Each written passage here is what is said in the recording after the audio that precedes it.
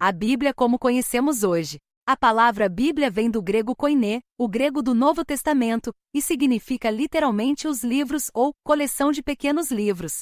São João Crisóstomo, um dos padres da Igreja e patriarca de Constantinopla, século IV d.C., é frequentemente creditado como sendo uma figura-chave na popularização do termo Bíblia para se referir às Sagradas Escrituras como um todo.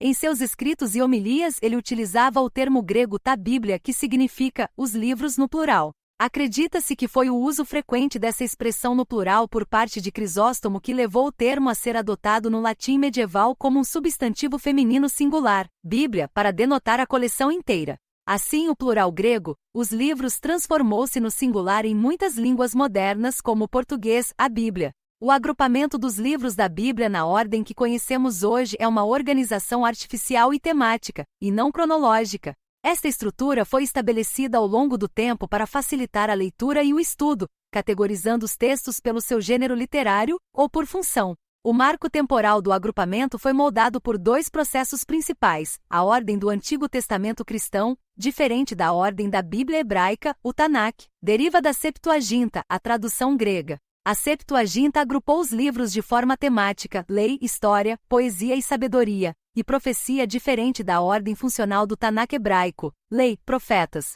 escritos. No século IV d.C., São Jerônimo, ao traduzir a Bíblia para o latim Vulgata, consolidou essa ordem temática da Septuaginta, que se tornou a base padrão para a organização das Bíblias no Ocidente. A ordem do Novo Testamento, Evangelhos, Atos, Cartas Paulinas, Cartas Gerais, Apocalipse, também foi um processo gradual. No século II a IV d.C., os escritos paulinos já eram coletados e lidos, e os 4 evangelhos eram universalmente aceitos. No final do século IV d.C., a ordem temática final do Novo Testamento, com os 27 livros na sequência que conhecemos, foi formalmente confirmada em concílios regionais, como o Concílio de Cartago, 397 d.C., após um longo período de uso e consenso na Igreja primitiva. As duas grandes partes, Antigo Testamento e Novo Testamento, já representam a divisão teológica entre a Antiga e a Nova Aliança. A ordem do Antigo Testamento foi agrupada em grandes blocos temáticos nas Bíblias cristãs, católicas e protestantes.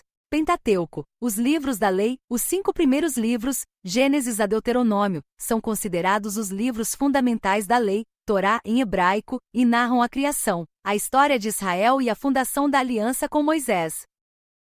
A ordem é quase estritamente cronológica dentro deste bloco. Livros históricos, Josué e Ester, ou segundo Macabeus, dependendo da tradição, narram a história do povo de Israel após a morte de Moisés, a conquista de Canaã, o período dos juízes, o estabelecimento dos reis, Saul, Davi e Salomão, a divisão do reino, o exílio e o retorno.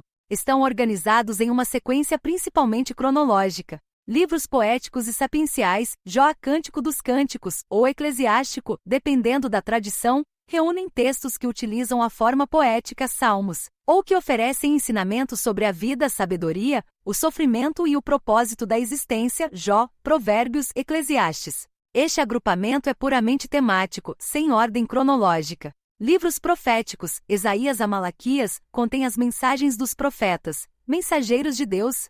Eles são divididos artificialmente em profetas maiores. O critério é o tamanho dos livros, Isaías, Jeremias, Ezequiel, Daniel, e não a importância do profeta. Profetas menores. O critério também é o tamanho, os 12 livros menores. Agrupamento do Novo Testamento. O Novo Testamento, originalmente escrito em grego koiné, também segue uma ordem temática. Evangelhos, Mateus, Marcos, Lucas e João, narram a vida, o ministério, a morte e a ressurreição de Jesus Cristo. Embora a ordem não seja estritamente cronológica na vida de Jesus, eles se sobrepõem, eles estão juntos pelo tema central.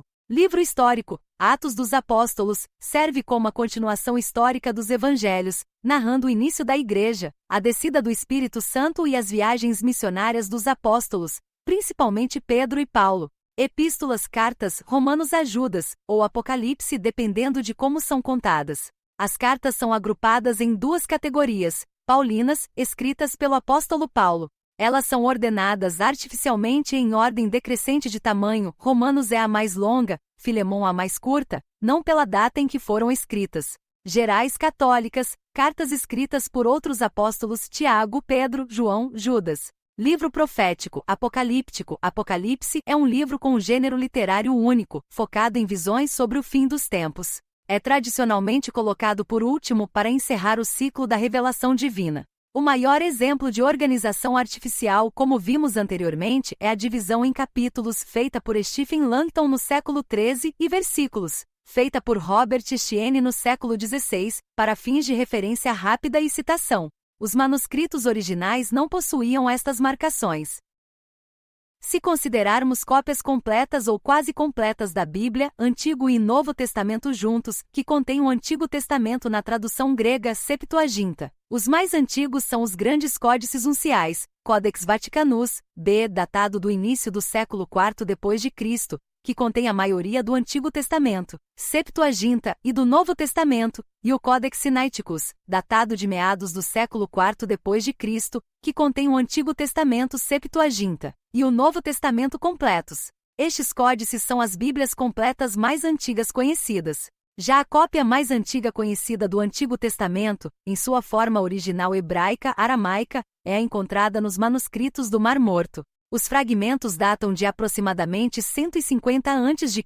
a 70 d.C., e incluem fragmentos de quase todos os livros do Antigo Testamento, exceto Ester, além de livros apócrifos e escritos sectários. O Grande Rolo de Isaías, Qeizá, é o único livro bíblico completo preservado entre os manuscritos do Mar Morto. Assumem importância, pois são mais de 1000 anos mais antigos do que as cópias completas do texto hebraico, texto massorético, que existiam anteriormente, como o Códice de Alepo, c. 930 d.C., e o Códice de Leningrado, 1008 d.C.